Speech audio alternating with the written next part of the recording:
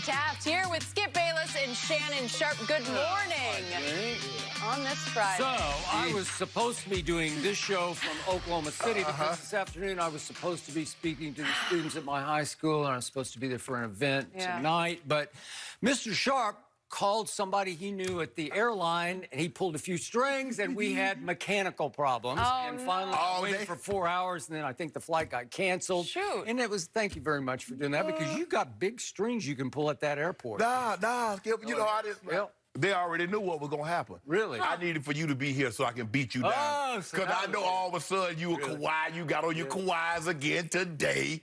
Oh. Look at it. Oh, yep. They are here to stay.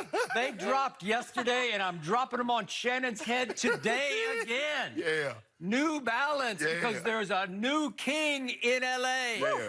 They look Kawhi good. Leonard. We're about to talk about him. And I honestly think they look good. Yeah. I was driving by You Cedar. jealous? I was driving by Cedar Sinai yesterday, saw like 17 pair of them. Really? Stop.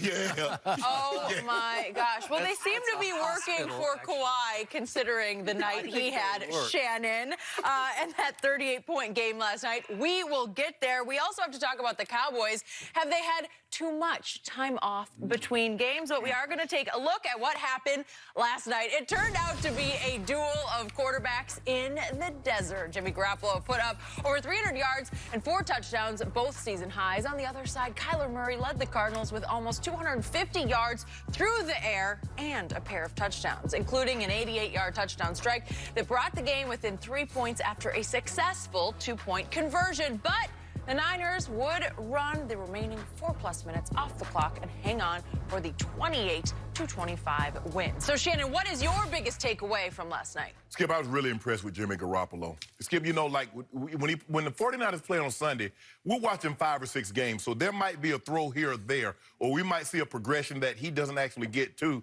because we're trying to watch Green Bay, and we're trying to watch Dallas, and we're trying to watch New England, and this one and that one. So last night was really my first chance since he was in New England to actually just focus on him, just watch him.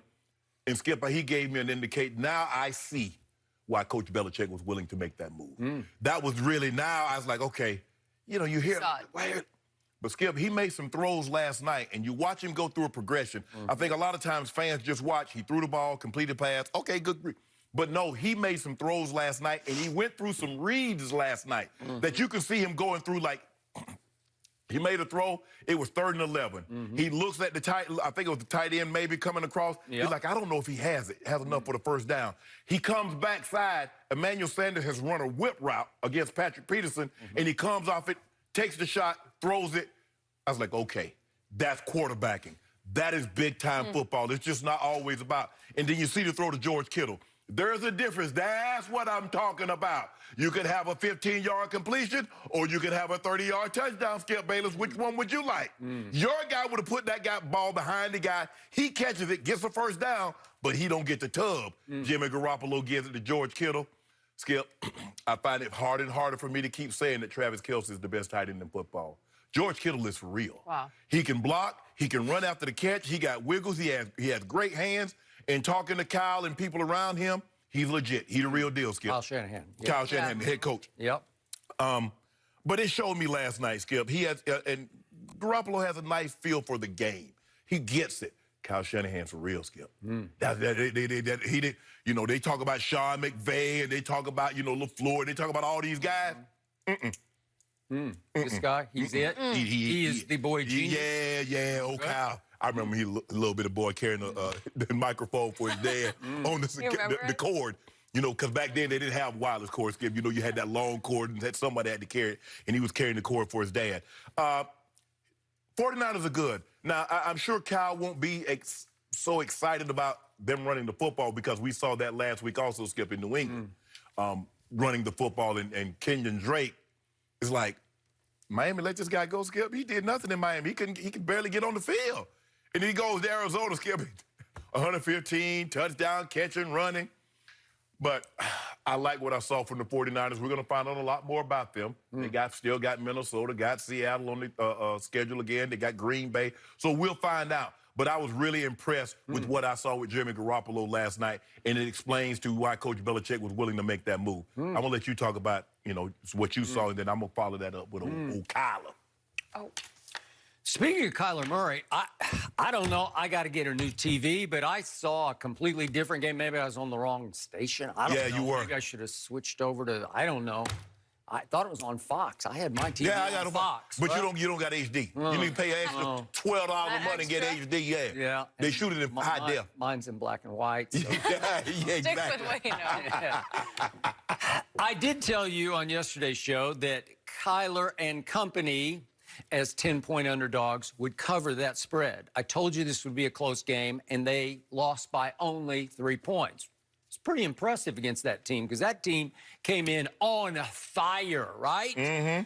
So, my takeaway from last night is that I hear everything you just said about Jimmy Garoppolo, but bottom line to that game was that Jimmy Garoppolo kept Kyler Murray from pulling off what would have been the upset of the year in the National Football League. I give you that. Because if Kyler Murray had gotten the ball back within the last 5 minutes, because he did not, he was kept on the sideline, but if he'd gotten the ball back, he was going to win that football game because in the second half, Kyler Murray had been virtually unstoppable against a 49er defense that definitely came in as the hottest defense as far as taking the ball away in the National Football League. Right. As far as rushing the passer, they were the hottest defense. And I think yesterday you thought that defense was going to terrorize little tiny Kyler Murray. And I did not see that in the second half. No.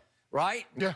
In the second half, I saw my man Kyler Murray go 10 of 11 for 195 yards and 2 touchdowns and a 2-point conversion pass successfully thrown with 0 interceptions against that red-hot 49er defense. I saw him just taking over the game until he just couldn't get, so to speak, a last at-bat. I use that term because Kyler was the 9th overall pick in the baseball draft by the Oakland A's.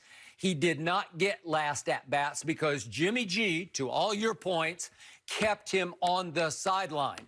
And it started with that play with 4:37 left, which was 3rd and 11 at the San Francisco 25. And Jimmy G is under siege, man. He's got rushers coming at him from all sides, including Chandler Jones. And somehow he stood strong on his probably, I don't know if it's his second or third read. It felt like his third read. But he stood strong and threw it right through Chandler Jones, like right sort of like right at him, right through his arm. He could have took the in the flat, too. He had the guy in the flat. Could have taken the guy in the flat.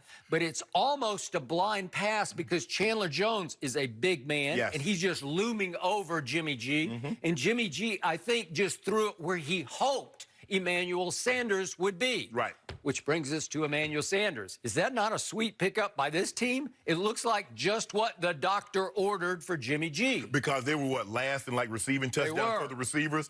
And people were beginning to think, man, Emmanuel has lost it. No. Put Emmanuel Sanders with a good quarterback and see what he's capable of doing. Joe Flacco to Jimmy G.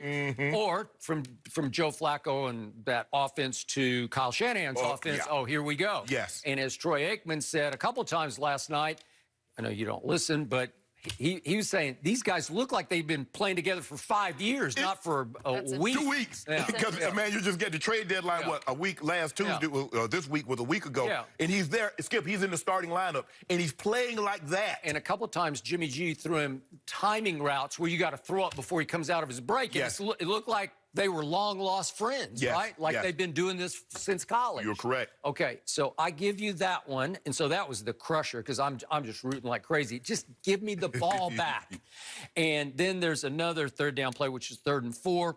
And Tevin Coleman, it got challenged on the sideline, but he got it. He just got to the sideline. That was a rookie mistake. I tweeted immediately. Cliff Kingsbury tried to check. He had no hope of getting that play turned. Why would you Why would you challenge that? I don't because know. Here's the thing. Why you got that timeout, 2 minutes, 27 seconds. You got 2 timeouts plus the 2-minute warning. So you got 3 timeouts. Yep. Just play defense. Okay. Yep.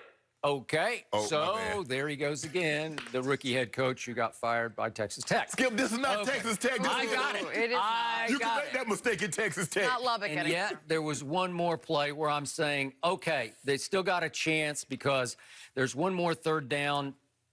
And, 3rd and 4. Yeah, no, it's third and 9. Yeah. It's 3rd and 9 at the 48. That's Arizona's 48.